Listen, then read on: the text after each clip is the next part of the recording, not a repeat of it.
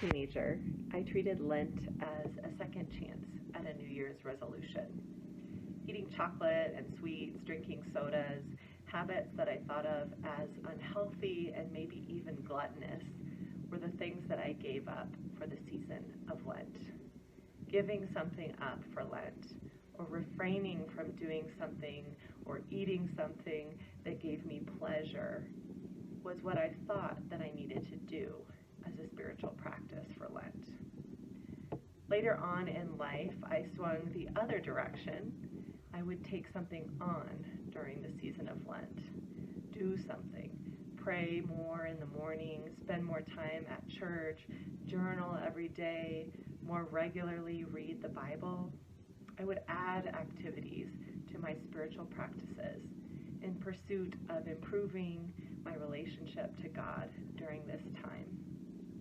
But much as with any other list or set of expectations or goals, sometimes when we mess up, we give up completely. And often because I didn't fully follow through or get to do my spiritual practice every day, I would just stop and stop even trying, basically, admitting failure when that wasn't really the point of Lent anyways.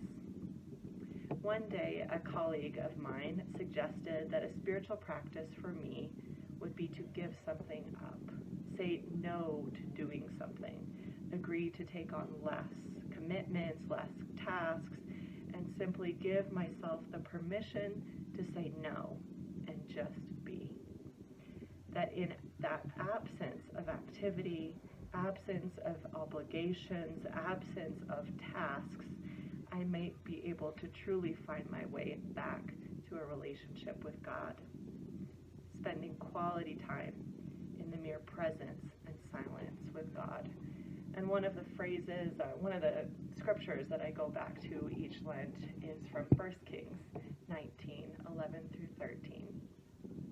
Go out and stand on the mountain before the Lord, for the Lord is about to pass by. Now there was a great wind, so strong that it was splitting mountains and breaking rocks in pieces before the Lord.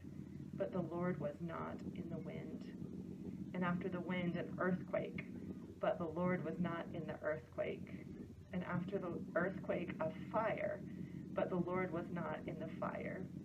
And after the fire, a sound of sheer silence. When Elijah heard it, he wrapped his face in his mantle and went out and stood at the entrance of the cave.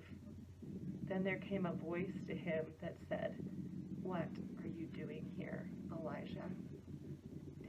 During this pandemic season, where everyday activities, work, commitments seem like huge mountains to surpass, I want to ask you what it would be like to say no during this time of Lent. What would it be like to provide more time for silence, space, and pure presence to just be in the Spirit of God that we find in that sheer silence?